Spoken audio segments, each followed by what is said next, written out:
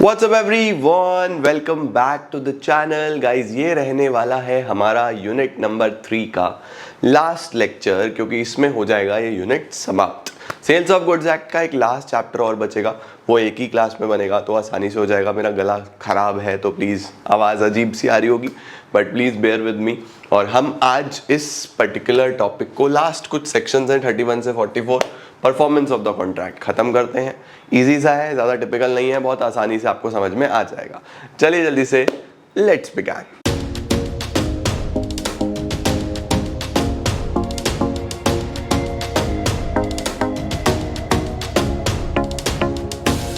शुरू करते हैं बच्चों परफॉर्मेंस ऑफ द कॉन्ट्रैक्ट के साथ। परफॉर्मेंस ऑफ द कॉन्ट्रैक्ट किस चीज़ का कॉन्ट्रैक्ट है सर? पूरे एक्ट में सेल्स की बात हुई है, माल बेचने की बात हुई है, सर्विस बेचने की बात हुई है, तो परफॉर्मेंस कब पूरा माना जाता है? देखो यार, दो पार्टी हैं, एक बायर है एक सेलर है। जब दोनों अपना अपना काम पूरा कर देते हैं तो परफॉर्मेंस मान ली जाती है कि ठीक है कॉन्ट्रैक्ट परफॉर्म हो गया है। दोनों कौन लोग हैं? बायर। बायर का क्या काम है? पैसा देना। सेलर का क्या काम है? गुड्स देना। तो जब सेलर गुड्स दे देगा, बायर पैसे दे देगा, परफॉर्मेंस कंप्लीट मान ली जाएगी। देखो क्या लिखा है the performance of a contract of sales implies delivery by the seller. Performance का मतलब है कि डिलीवरी हो जाए गुड्स की, यानी गुड्स पहुंच जाए किसके पास? बायर के पास, सेलर कर दे। And acceptance of delivery and payment for the price by the buyer. तो सेलर के पॉइंट ऑफ व्यू से वो गुड्स डिलीवर करा दे और बायर के पॉइंट ऑफ व्यू से वो एक्सेप्ट कर ले। एक्सेप्टेंस भी बहुत इंपॉर्टेंट है बच्चों, और पैसा भी बहुत इंपॉर्टेंट है। तो अगर आपसे कोई पूछे कि performance of contract of sale कब कंप्लीट माना जाएगा, तो आप बोलो सेलर ने गुड्स डिलीवर कर दिए, बायर ने एक्सेप्ट कर लिया और पैसा दे दिया, कॉन्ट्रैक्ट पूरा माना जाएगा। ठीक है। डिलीवरी का क्या मतलब होता है? अब डिलीवरी आपको मैंने पहले भी पढ़ाया है इसी के अंदर, सेल्स ऑफ गुड्स एक्ट में ही हमने पहले भी डिलीवरी पढ़ा है। Delivery means voluntary transfer of possession. Possession का मतलब कब्जा है ना। जैसे आपका घर में आप रहते हो, आपका कब्जा है, मालिक आप हो या नहीं हो, अगर आपके नाम कागज है तो मालिक भी आप ही हो। वहीं पे अगर आप रेंट पे रहते हो तो उस सिनेरियो में हम लोग क्या बोलते हैं कि कब्जा हमारा है, पोजेशन हमारा है, बट ऑनर हम नहीं है ना। तो पोजेशन का मतलब किसके कब्जे में है ये बेसिकली गुड्स। तो डिलीवरी का मतलब transfer of possession from one person to another. For delivery physical possession is not important, the buyer should be placed in a position so that he can exercise his rights over the goods. Buyer उन goods पे अपने सारे rights exercise कर पा रहा है, ये बहुत इंपॉर्टेंट होता है। ठीक है जी, परफेक्ट है। कितने तरीके की डिलीवरी हो सकती है हमने पहले पढ़ी है। एक्चुअल डिलीवरी, जहाँ पे आप गुड्स को एक्चुअली डिलीवर कर देते हो। सिंबॉलिक डिलीवरी, जहाँ पे आप कोई ना कोई सिंबल के तौर पे बता देते हो कि भैया ये डिलीवरी हो गई। फॉर एग्जांपल मेरी बाइक है, मैंने सेल करी, मैंने आपको कागज़ दे दिए, मैंने आपको चाबी दे दी, तो मतलब हो गई डिलीवरी यार, सिंबॉलिक है, सिंबॉलिक डिलीवरी। तीसरा होता है कंस्ट्रक्टिव डिलीवरी। कंस्ट्रक्टिव का मतलब जब बेसिकली गुड्स किसी थर्ड पार्टी के पास होते हैं और थर्ड पार्टी बायर को एक्नॉलेज कर दे कि ठीक है गुड्स आपके हैं, आप मेरे से आके जब मर्जी ले जाना या मैं दे जाऊंगा। थर्ड पार्टी ने एक्नॉलेज कर दिया गुड्स आपके हो गए हैं, तो वहां पे उसको हम बोलते हैं कंस्ट्रक्टिव डिलीवरी। तो तीन प्रकार की डिलीवरी पड़ी है, actual delivery, symbolic delivery, constructive delivery. अब आ रहा है बच्चों duties of seller and buyer. तो सेलर और बायर की क्या ड्यूटीज होंगी? कॉमन सेंस, बहुत कॉमन सेंस से आप बता सकते हो। बायर की क्या ड्यूटी है? भाई पैसा दे। सेलर की क्या ड्यूटी है? ऑनरशिप पोजेशन दोनों ट्रांसफर करे। यार देखो क्या लिखा है, it is the duty of the seller to deliver the goods, वो गुड्स को डिलीवर करे, and it is the duty of the buyer to accept and pay for them. ठीक है, आगे लिखा हुआ है payment and delivery are concurrent conditions, यानी साथ साथ चलती हैं। जनरली हम देखते हैं कि सामने वाला डिलीवर तभी करता है जब उसको पेमेंट मिल जाए, बट अगर आपकी टर्म्स एंड कंडीशंस इस तरीके की हैं कि ठीक है पैसा पहले मिलेगा बाद में डिलीवरी होगी, या पहले डिलीवरी होगी पैसा बाद में होगा, तो ये आप अपनी टर्म्स एंड कंडीशंस पे डिसाइड कर सकते हो। बट जब हम generally as a general rule पढ़ते हैं तो payment and delivery are concurrent conditions, एक साथ चलेंगी। इसीलिए शब्द क्या यूज हुआ है? Unless otherwise agreed. आप जैसे एग्री करना चाहो वैसे एग्री कर लो, बट अगर कुछ एग्री नहीं है, एज अ जनरल रूल हम पढ़ें तो क्या लिखा है? Delivery of the goods and payment of the price are concurrent, एक साथ ही चलने वाले हैं। Perfect sir. इसके बाद बच्चों डिलीवरी को लेके कुछ छोटी छोटी चीज़ें हैं जिसको हम अलग अलग तरीके से पढ़ने वाले हैं। 1 2 3 4 5 6 7 8 9 10 11 छोटे छोटे पॉइंटर्स हैं जो डिलीवरी के टाइम पे उस पर क्वेश्चन मार्क हो सकता है या कुछ कन्फ्यूजन हो सकता है, तो लॉ में वो सारी चीज़ें क्लियर करी गई हैं। शायद ये आपको नहीं दिख रहा होगा बट आपके पास मॉड्यूल है, आप उसमें देख सकते हो। सबसे पहला यहीं से है, देखो सबसे पहला यहाँ पे सीधे इन्हीं को आगे डिफाइन करा गया है। सबसे पहले में दिया गया है बच्चों डिलीवरी। डिलीवरी का क्या मतलब होता है? डिलीवरी का मतलब सीधा सीधा है बच्चों, पोजेशन गुड्स का देना। अब देखो ज़रूरी नहीं है कि एक्चुअल डिलीवरी ही हो, वो कंस्ट्रक्टिव भी हो सकती है, यानी थर्ड पार्टी एग्री कर रहा है। वो सिंबॉलिक भी हो सकती है, कोई सिंबल दे के भी आप डिलीवरी मान सकते हो। तो डिलीवरी का मतलब ये नहीं है कि गुड्स ही एक्चुअली डिलीवर हो रहे हो, सिंबॉलिक फॉर्म में भी हो सकते हैं, कंस्ट्रक्टिव फॉर्म में भी हो सकते हैं। तो डिलीवरी है क्या? देखो क्या बोल रहा है section 33, delivery of goods sold may be made by doing anything. आप कुछ भी ऐसा कर दो जो कि पार्टीज मान रही हैं कि ठीक है इसको हम डिलीवरी मानेंगे, ठीक है, या फिर उसका इंपैक्ट क्या होगा? Putting the goods in the position of the buyer. सही हो गया बच्चों, डिलीवरी बहुत सिंपल है। Effect of part delivery. Part का क्या मतलब होता है? पार्ट का मतलब होता है अधूरी, कुछ पार्ट में आपने गुड्स डिलीवर कर दिए। फॉर एग्जांपल दिवाली के लिए मैंने गिफ्ट्स मंगाए कि मैं अपने फ्रेंड्स को दूंगा, रिलेटिव्स को दूंगा, अपने एक्वेंटेंसेस को दूंगा, अपनी जान पहचान वालों को दूंगा, और मैंने 100 पीसेज ऑफ गुड्स मंगाए। मेरे पास अभी 40 ही आए। उन्होंने बोला सर बन रहे हैं, धीरे धीरे भेजेंगे। भाई मैंने 100 गुड्स का ऑर्डर किया था, तो मुझे 40 क्यों दे रहे हो? अब वो मेरे हाथ में है कि मैं उनको एक्सेप्ट करूं या मैं उसको रिजेक्ट करूं। तो यहाँ पे लिखा हुआ है कि अगर आप पार्ट डिलीवरी कर रहे हो तो यहाँ पे क्या बोल रहा है? बोल रहा है जो इफेक्ट है वो सेम ही रहने वाला है डिलीवरी जैसा, बट बायर के ऊपर है ये कि बायर उसको एक्सेप्ट करेगा या रिजेक्ट करेगा, बट उसका डिलीवरी वैसा ही होगा जैसे फुल गुड्स का होता है। क्या लिखा है? A delivery of the part of the goods in progress of the delivery of the whole has the same effect for the purpose of passing the property in such goods as delivery of the whole, but a delivery of the part of the goods with an intention of severing it, sever का मतलब बेटा अलग अलग करना, does not operate as a delivery of the remainder। Example देखो लिखा हुआ है certain goods lying at wharf were sold in a lot। हमारे पास कुछ गुड्स रखे थे, हमने लॉट में बेच दिए। The seller instructed the wharfinger to deliver them to the buyer who had paid for them, and the buyer thereafter accepted them and took away part, held there was delivery of the whole। इसका क्या मतलब हुआ बेटा? इसका बहुत सीधा सीधा सा मतलब है बेटा कि सेलर ने अपने तरफ से तो सारा का सारा काम कर दिया। सेलर ने बोला भैया मुझे तो आपको गुड्स देने ही हैं, है ना। अब बायर अगर आधे लेके जा रहा है तो हमने अपनी तरफ से तो पूरा डिलीवर कर दिया है। हम नहीं बोल रहे कि भैया आप आधे लेके जाओ सेलर बोल रहा है आप लेके जाओ पूरा। बायर कुछ पार्ट डिलीवरी लेके जा रहा है, तो यहाँ पे बोला गया है कि delivery of part of goods in progress of the delivery of the whole, मतलब सेलर का इंटेंशन तो पूरा ही प्रोवाइड करने का है, has the same effect for the purpose of passing the property as a delivery of the whole. मतलब उसका इंटेंशन तो पूरा ही बेचने का था ना, पूरा ही डिलीवर करने का था ना। अगर बायर कम लेके जाता है तो सेलर के पॉइंट ऑफ व्यू तो सबकी डिलीवरी हो गई है। बायर अपनी इच्छा से जब ले जाना चाहे ले जा सकता है। वो एग्जांपल में था, देखो certain goods lying at the Wharf were sold in lot. कुछ गुड्स बेचे एक सेलर ने जो वॉर फिंगर है उसको बोला, उसको इंस्ट्रक्ट किया कि भैया आप डिलीवर कर देना ये किसको? बायर को, ठीक है। Who had paid for them, जो पैसे दे चुका है उसके लिए, और जो बायर है उसने एक्सेप्ट करा और कुछ पार्ट अपने पास ले गया। वो अभी उसने सारे नहीं लिए, कुछ पार्ट लिए। तो हम क्या मानेंगे कि भैया डिलीवरी हमने तो सबकी कर दी, आपको अपनी तरफ से गुड्स उठाने हैं। ठीक है। नेक्स्ट क्या लिखा हुआ है? Buyer to apply for the delivery. ये क्वेश्चन आपको पता होना चाहिए बच्चों कि सेलर खुद से डिलीवर नहीं करेगा, it is the buyer who has to apply. As a buyer आपको बोलना पड़ेगा सेलर को कि भैया गुड्स मेरे भेज दो, है ना। अब आपका और मेरा कॉन्ट्रैक्ट हुआ, मैं सामान बेच रहा हूँ, आप खरीदने वाले हो। लेट सपोज दिवाली की शॉपिंग कर रहे हो आप मेरे दुकान पे आए और आपने एक मेरे से रेफ्रिजरेटर खरीदा या आपने मेरे से टीवी खरीदा, ठीक है। अब आपने मुझे पैसे दिए, मैंने कहा ठीक है जी आप बताओ कब भेजना है। तो आपने बोला ठीक है मैं घर जाके बताता हूँ कि आज भेजना है, कल भेजना है। तो अब सेलर की जिम्मेदारी नहीं है, ये बायर की जिम्मेदारी है कि आप बोलोगे कि भैया डिलीवर करा दो, यहाँ करा दो, मेरे घर करा दो, मेरे ऑफिस में करा दो, बताओगे तो आप ही ना। हाँ ठीक है सेलर भिजवाएगा बट बताना आप ही को है, ये यहाँ पे लिखा हुआ है।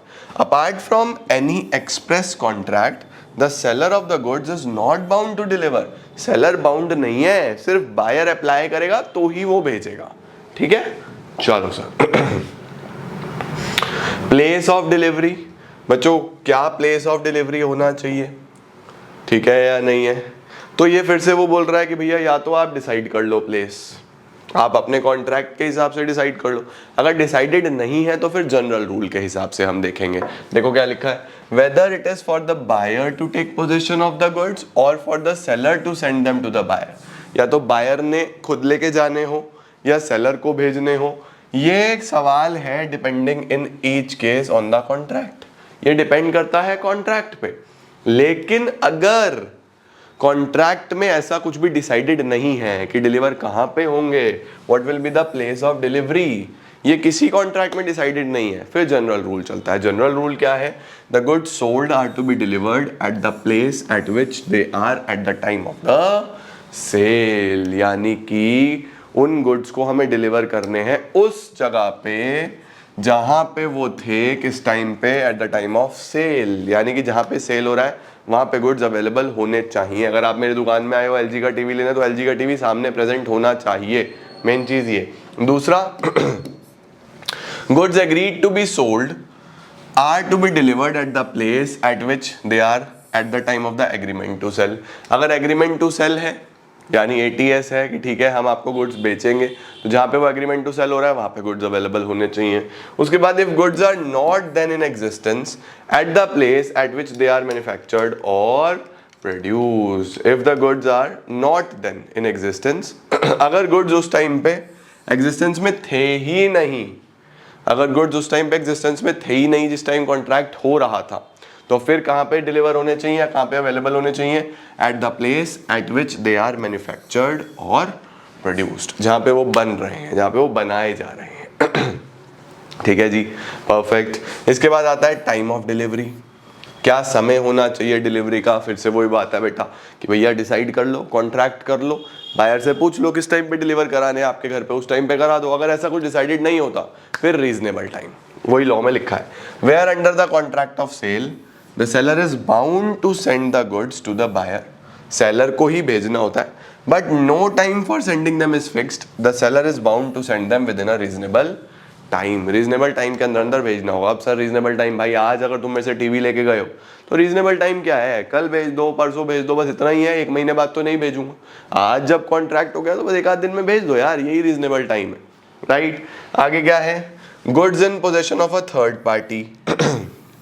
अगर गुड्स बच्चों किसी थर्ड पार्टी के पोजीशन में है तो फिर वही कंस्ट्रक्टिव डिलीवरी वाला पार्ट। अगर थर्ड पार्टी के पोजीशन में है तो वो थर्ड पार्टी एक्सेप्ट करे, थर्ड पार्टी बायर को इंटीमेट करे कि ठीक है यार आपके गुड्स मेरे पास हैं और हम अपने हिसाब से टर्म्स एंड कंडीशंस के हिसाब से उसको डिलीवर करवा सकते हैं। क्या लिखा है, where the goods are at the time of the sale in the possession of a third person. आप मेरे पास से टीवी लेने के लिए आए हो, आपका और मेरा कॉन्ट्रैक्ट हो रहा है और मेरे पास टीवी करंटली है ही नहीं, किसी और थर्ड पार्टी के पास रखा हुआ है। There is no delivery unless and until such third person acknowledge. तब तक डिलीवरी नहीं हो पाएगी या तब तक डिलीवरी नहीं मानी जाएगी जब तक वो थर्ड पार्टी एक्नॉलेज ना कर दे, वो बोल ना दे कि ठीक है बायर को हाँ उसके पास वो गुड्स हैं और बायर के बिहाफ पे वो रख रहा है, आगे वो जैसे हम डिसाइड करेंगे वैसे डिलीवर कर देगा, या वो कर देगा या बायर उसके पास से जाके ले लेगा, है ना। आगे क्या लिखा है, provided that nothing in this section shall affect the operation of the issue और transfer of any document of title to goods. Ownership से कोई लेना देना नहीं है। मेन चीज वही है कि goods in possession of a third party अगर है तो थर्ड पार्टी एक्नॉलेज कर दे और बायर को बोले कि ठीक है आपके गुड्स हैं मेरे पास हैं, बताओ कैसे करना है, बस सिंपल। इसके बाद आ रहा है बच्चों time for tender of delivery. Time for tender of delivery का मतलब क्या होता है कि डिलीवरी किस एग्जैक्टली समय पे होनी चाहिए। आप किस टाइम डिमांड कर रहे हो डिलीवरी की। टेंडर का मतलब डिमांड, कि आपका किस समय उसका डिमांड करना है। तो भाई ऐसा नहीं है कि आप मेरे दुकान पे आए टीवी लेने के लिए और आप रात को 4 बजे, सुबह 4 बजे मुझे फ़ोन कर रहे हो, सब लोग सो रहे हैं और आप सुबह फ़ोन कर रहे हो 4 बजे, अरे भैया टीवी भिजवा देते। भाई रीजनेबल टाइम नहीं है वो, ऐसा नहीं चलेगा। तो एज अ बायर ठीक है, सेलर आपके घर पे डिलीवर करेगा, आपके ऑफिस में डिलीवर करेगा, बट एक रीजनेबल समय तो होना चाहिए, वर्किंग आवर्स तो होने चाहिए, वो लिखा हुआ है। डिमांड और टेंडर ऑफ डिलीवरी में be treated as ineffectual unless made at a reasonable hour. अगर वो रीजनेबल आवर में नहीं हुआ तो वो बेकार है, उसका कोई पर्पस नहीं है, उसका कोई मतलब नहीं है। सुबह 4 बजे का क्या मतलब है भाई, ये लिखा है। Next, expenses for delivery. Expenses for delivery कौन बेयर करेगा, फिर से आप डिसाइड कर लो, बायर करेगा या सेलर करेगा। कुछ भी नहीं लिखा तो जिम्मेदारी सेलर की है। क्या लिखा है, the expense of and incidental to putting the goods into a deliverable state must be borne by the seller. Seller के ऊपर होता है। Delivery of wrong quantity. Delivery of wrong quantity का मतलब बच्चों गुड्स कम या ज़्यादा गए, आपने ऑर्डर करे थे 100 पीसेस, आपके पास 90 पहुंचे, आपके पास 105 पहुंचे, गलत क्वांटिटी में पहुंचे। आई एम सॉरी, अगर आपके पास गलत क्वांटिटी में गुड्स पहुंचे बेटा, तो as a buyer it is at your option. आप एक्सेप्ट भी कर सकते हो, आप रिजेक्ट भी कर सकते हो, आपको जितने चाहिए आप उतने रख सकते हो, बाकी रिजेक्ट कर सकते हो, आप सारे रख सकते हो और जो एक्स्ट्रा है उनका पेमेंट कर सकते हो, कम आए हैं तो वो सारे भी आप सिंपली एक्सेप्ट कर सकते हो, बाकी का अपना पैसा क्लेम कर सकते हो। सब कुछ आपके हाथ में है। इस केस में बायर को सारी पावर दी गई है। देखो क्या लिखा है, where the seller deliver to the buyer a quantity of goods less, अगर कम दिए गए हैं, जो आपने कॉन्ट्रैक्ट किया था कि भैया 100 यूनिट्स मांगे और 90 आप तक आए, the buyer may reject them, reject कर सकता है buyer, but if the buyer accepts, अगर वो एक्सेप्ट कर देता है तो फिर ही शैल पे for them at the contract rate. अब 100 यूनिट्स की बात हुई थी, 90 यूनिट्स पहुंचे हैं तो 90 के हिसाब से पे कर दे, सिंपल सी बात है। तो एक्सेप्ट भी कर सकता है, रिजेक्ट भी कर सकता है, बायर को यहाँ पे पावर दी गई। नेक्स्ट क्या है, where the seller deliver to the buyer a quantity of the goods larger, extra भेज दिए, 100 के 110 भेज दिए, the buyer may accept the goods included in the contract and reject the rest. 100 के 110 भेजे तो आप 100 एक्सेप्ट करो, अगले 10 रिजेक्ट कर दो, और ही में रिजेक्ट द होल, या फिर 110 के 110 रिजेक्ट कर दो। If the buyer accepts the whole, अगर उसने सारे ही एक्सेप्ट कर लिए तो फिर वो उन सबका पेमेंट भी कर सकता है। ठीक हो गया, क्लियर है? क्लियर है जी, परफेक्ट है जी।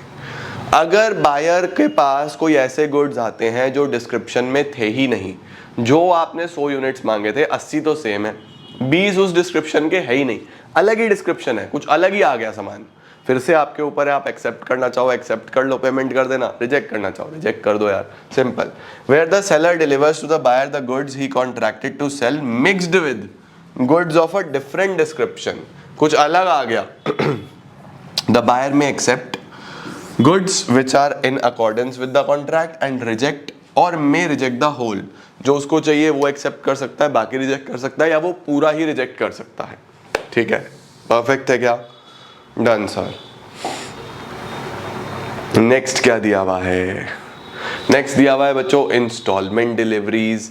इंस्टॉलमेंट डिलीवरीज का क्या मतलब होता है कि तोड़ तोड़ के गुड्स डिलीवर हो रहे हैं। जैसे मैंने आपको बताया था ऊपर कि भैया 100 यूनिट्स मंगाई मैंने, और सामने वाले ने पहले 40 भेज दी, फिर 40 भेज दी, फिर 20 भेज दी। उसने बोला भैया बन रहा है आपके पास आ रहा है, बन रहा है आपके पास आ रहा है। मैंने बोला भाई मुझे 100 के 100 चाहिए, मुझे चाहिए ही नहीं इंस्टॉलमेंट में। तो बायर बाउंड नहीं है उसको एक्सेप्ट करने के लिए, उसकी इच्छा है, चाहे तो वो इंस्टॉलमेंट में एक्सेप्ट कर सकता है, नहीं तो वो सेलर को बोलता है भैया वापस भिजवा दिए, मुझे पूरे 100 यूनिट चाहिए, चलता है टुकड़े बार बार। तो वो यहाँ पे लिखा हुआ है, unless otherwise agreed the buyer is not bound to accept delivery in installments. The rights and liabilities may be determined by the parties of contract। उसकी इच्छा है, करना चाहे तो करे, नहीं करना चाहे तो नहीं करे एक्सेप्ट। देखो लिखा हुआ एग्जांपल में, there was sale of 100 tons of paper to be shipped in November. 100 tons of paper की बात हुई, सेलर ने 80 टन नवंबर में भिजवाए, 20 टन दिसंबर में भिजवाए। Buyer was entitled to reject the whole 100 tons. Buyer की इच्छा है, अगर वो चाहे तो सारे रिजेक्ट कर सकता है, उसने जब मांगे तब तो नहीं मिले ना यार, ये क्या बात हुई, राइट। आगे क्या लिखा हुआ है, delivery to the carrier. Delivery to the carrier का क्या मतलब होता है बच्चों? जैसे हमने अभी पीछे भी पढ़ा था ना कि सामान शिप से जाना है, या सामान बस से जाना है, ट्रेन से जाना है, तो सेलर ने जैसे ही उस कैरियर को, जो कैरी करेगा, जो सामान लेके जाएगा, उसको गुड्स डिलीवर करे, और वो कैरियर सीधा सीधा आपके पास ही लेके आएगा, क्योंकि सब कुछ बायर को ही देना है उसने, और तो किसी को देना नहीं। तो जिस टाइम वो गुड सेलर कैरियर को हैंड ओवर कर देता है उस टाइम ही कैरियर सीधा रिप्रेजेंट कर रहा है बायर को। वहां पे बोला जा रहा है कि गुड्स बायर के पास ही पहुंच गए हैं। देखो क्या लिखा है, subject to the terms of the contract the delivery of the goods to carrier for transmission to the buyer is prima facie deemed to be the delivery to the buyer. ठीक है। डिटीरियोरेशन ड्यूरिंग ट्रांजिट, डिटीरियोरेशन का क्या मतलब होता है बच्चों, कुछ कम हो जाना, कुछ गड़बड़ हो जाना। फॉर एग्जाम्पल 100 लीटर ऑयल मंगाया आपने, ठीक है, 100 लीटर ऑयल मंगाया और रास्ते में जाते जाते 5 लीटर गिर गया, आप तक पहुंचा कितने लीटर, 95 लीटर, 95 लीटर ही पहुंचा। तो सीधी सीधी क्या बात है, यहाँ पे भी जो लाइबिलिटी है, यहाँ पे भी जो लॉस है वो किसको झेलना पड़ेगा। प्राइमा फेसाई अगर आपका आपस में कुछ भी डिसाइडेड नहीं है, या तो बायर पहले बोलता, बायर सेलर को बोलता कि भैया बहुत ज्यादा थोड़ा सा टिपिकल सामान है ये, आप जिम्मेदारी लो, पूरा 100 लीटर पहुंचेगा, और सेलर बोलता ठीक है मेरी जिम्मेदारी है। यहाँ पे डिसाइड हो रहा है कि ठीक है मेरी जिम्मेदारी है, मैं पहुंचाऊंगा पूरा 100 लीटर, अभी भी 95 पहुंच रहा है, सेलर झेलेगा। लेकिन अगर बिल्कुल नॉर्मल कंडीशंस है, कुछ ऐसा प्री डिसाइडेड नहीं है, बिल्कुल साइलेंट है, जनरल रूल क्या बोलता है, जनरल रूल पीछे हम क्या पढ़ के आए थे, रिस्क फॉलो ओनरशिप। रिस्क किसका है, जो मालिक है, तो भैया मालिक तो बाहर हो गया ना इस टाइम पे, है ना, तो फिर बाहर ही झेलेगा। क्या लिखा है देखो, where goods are delivered at a distant place, कहीं दूर जाने हैं, the liability for deterioration necessary incidental to the course of the transit will fall on the buyer। तो थोड़ा बहुत घाटा वाटा होगा तो किसको झेलना पड़ेगा, बायर को झेलना पड़ेगा, though the seller agrees to deliver at his own risk. ठीक हो गया जी, परफेक्ट है। एग्जाम्पल देखो क्या लिखा हुआ है, P sold to Q a certain quantity of iron rods। P ने Q को बोला कि मैं आपको कुछ आयरन रोड्स बेच रहा हूँ, which were to be sent by proper vessel, जो एक प्रॉपर वेसल में भेजे जाएंगे। It was rusted before it reached the buyer। Buyer तक पहुंचने से पहले उनमें जंग लग गया, रस्ट लग गया, जंग लग गया। The rust of the road was so minimal and was not affecting the merchantable quality। Rust बहुत मिनिमम था, और ऐसा नहीं है कि रस्ट लगाए तो वो रोड्स बिकेंगी नहीं, ऐसा नहीं है, वो आज भी मर्केंडेबल है, यानी सेलेबल है, आराम से बेची जा सकती है। सही है। तो इस केस में बच्चों मुझे बताओ ना, क्या बायर इसको रिजेक्ट कर सकता है? The answer is no. बिल्कुल सही है यार, अब उसको एक्सेप्ट करना पड़ेगा। ठीक है। It was held that Q was bound to accept the goods. Next क्या है, नेक्स्ट है बच्चों buyer's right to examine the goods. ये तो बहुत सिंपल है, हर बायर को अधिकार होता है कि वो प्रॉपर एग्जामिनेशन कर सकता है, वो चेक कर सकता है कि गुड्स जो उसने मंगाए थे वो आए हैं या नहीं आए हैं, मर्केंटेबल कंडीशन में है या नहीं है, सेलेबल कंडीशन में है या नहीं है, वही लिखा है। Where goods are delivered to the buyer who has not previously examined, जिसने पहले एग्जामिन नहीं किए थे, then he is entitled to a reasonable opportunity of examining them in order to ascertain whether they are in conformity with the contract। उसको एक reasonable time मिलेगा कि आप एग्जामिन कर लो, देख लो कि ये जो कॉन्ट्रैक्ट हुआ था उसके हिसाब से आए हैं या नहीं आए हैं। ठीक है। Unless otherwise agreed, seller is bound on request to afford the buyer a reasonable opportunity of examining the goods. उनको एक रीजनेबल अपॉर्चुनिटी देनी ही पड़ेगी, किसको? बायर को। चलो सर। इसके बाद क्या है, rule related to acceptance of delivery of goods. Acceptance कब मानी जाती है बच्चों? पीछे पढ़ के आ चुके हो आप। एक्सेप्ट आप कब मानते हो कि गुड्स सामने वाले ने एक्सेप्ट कर लिए हैं? नंबर 1, अगर वो इंटीमेट कर दे, सेलर को बता दे कि उसने एक्सेप्ट कर लिया है।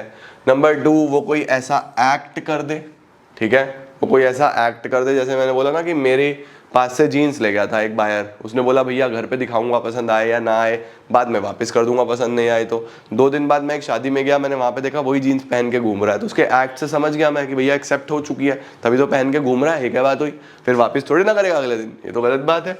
He retains the goods after the lapse of a reasonable time. वो अपने पास गुड्स को रखे रीजनेबल टाइम से ज़्यादा। अब मैंने उसको 7 दिन का समय दिया था कि 7 डेज के अंदर अंदर बता देना, 1.5 महीने तक उसने मुझे कुछ बताया ही नहीं, तो 7 दिन के बाद 8वें दिन पे ही मैं मान लूंगा कि भैया एक्सेप्ट हो गया है। ठीक है। तो एक्सेप्टेंस के लिए आपको ये सारी चीज़ें पता होनी चाहिए। आगे क्या लिखा हुआ है, buyer not bound to return rejected goods.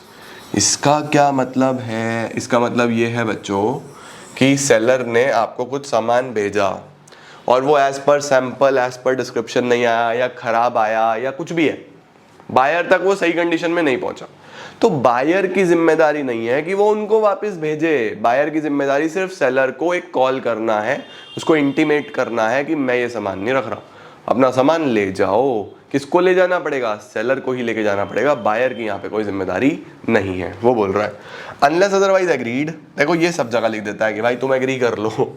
Agree नहीं करते तो जनरल रूल क्या है? Where goods are delivered to the buyer and he refuses to accept, वो एक्सेप्ट नहीं कर रहा, having the right to do so, उसके पास वो राइट है, he is not bound to return them to the seller, वो बाउंड नहीं है कि वो उसको वापस करे।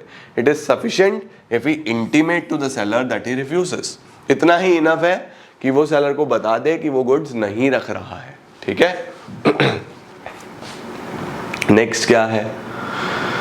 अब बच्चों बस ये छोटी छोटी सी चीजें हैं। Liability of buyer for neglecting और refusing the delivery of goods. देखो क्या लिख रहा है, क्या बायर की कोई लाइबिलिटी बनती है? क्या बायर की कोई लाइबिलिटी बनती है किस चीज के लिए? नेग्लेक्ट करने के लिए या रिफ्यूज करने के लिए डिलीवरी ऑफ द गुड्स। अब ये चीज आपने पीछे भी पढ़ी थी कि अगर डिलीवर नहीं हो पा रहे गुड्स किसी वजह से, तो जो पर्सन एट फॉल्ट है, जिसकी वजह से वो डिलीवर नहीं हो पा रहे, वो सारे का सारा रिस्क लेगा, उसकी जिम्मेदारी है, उसकी लाइबिलिटी है। वही चीज यहाँ भी है। अगर सेलर की वजह से गुड्स डिलीवर नहीं हो पा रहे तो सेलर जिम्मेदार है, बायर की वजह से नहीं हो पा रहे तो बायर जिम्मेदार है। अब देखो फॉर एग्जांपल बायर ने सेलर को फोन करके बता दिया कि भैया मैं आपके गुड्स एक्सेप्ट नहीं कर रहा। सेलर ने कहा ठीक है भैया मैं कल आपके पास से गुड्स उठवा लूंगा। कल उसने अपना बंदा भेजा, बायर गायब है, घर पे ताला लगा हुआ है। उसने फोन किया कि भैया वो सामान कह रहा यार आज तो मैं बाहर हूँ, कल भेज देना। अगले दिन बंदा भेजा, फिर ताला लगा हुआ है जी। अगले दिन बंदा भेजा, फिर ताला लगा हुआ है। अब मुझे बताओ किसकी वजह से डिले हो रहा है? बायर की वजह से हो रहा है ना, सेलर तो रोज बंदा भेज रहा है। तो यहाँ पे अगर कोई डैमेज होगा, कोई नुकसान होगा, तो फिर किसकी जिम्मेदारी है? बायर की। ठीक है, देखो क्या लिखा है। When the seller is ready and willing to deliver the goods and request the buyer to take delivery and the buyer does not within a reasonable time, buyer नहीं लेता, डिलीवर नहीं करता, वो एक्सेप्ट नहीं करता, after such request take delivery of the goods, he is liable to the seller for any loss occasioned by his neglect. अगर वो time पे एक्सेप्ट नहीं कर रहा या टाइम पे वापस नहीं होने दे रहा, मतलब डिले हो रहा है किसी भी तरीके से, तो फिर बायर की जिम्मेदारी है। और refusal to take delivery and also for reasonable charge for take care and custody of the goods. तो उसको ध्यान रखना पड़ेगा कि भैया किस चीज़ का ध्यान रखना पड़ेगा कि गुड्स जैसे सेलर ने भिजवाए थे वैसे ही रहें, खराब ना हो, बस ये लिखा हुआ है बच्चों। ठीक है, तो ये था हमारे पास एक और टॉपिक। चैप्टर समाप्त हो गया आपका। चैप्टर नंबर 4 रह गया इसके अंदर। बस मैं थोड़ा सा कल और बेटर फील करूंगा तो चैप्टर 4 बना दूंगा, एक आध दिन में एक ही वीडियो में बना दूंगा। बट तबीयत बहुत ज़्यादा ऐसी हो जाती है कभी कभी, ज़्यादा इस टाइम पे वेदर चेंज हो रहा है, बट काम तो करना ही है, तो आज टूटी फूटी आवाज़ में कर रहा हूँ और जल्दी ही हम इसे कंप्लीट कर देंगे। बस लास्ट बचा हमारा कॉन्ट्रैक्ट एक्ट, उसे भी जल्दी समाप्त कर देंगे और लॉ तुम्हारा ख़त्म। पूरी प्रॉपर प्लेलिस्ट बनाई है, सारी चीज़ें कराई हैं। अगले 2 महीने हैं हमारे पास, नवंबर दिसंबर, जनवरी में हमारा एग्जाम है, तो सारा रिवीजन कराऊंगा प्रॉपर और इको और अकाउंट्स के बचे हुए टॉपिक कराऊंगा, बस फिर फोड़ देना। ठीक है, all the very best, I am gonna see you all super soon. तब तक keep growing, keep glowing, keep smiling.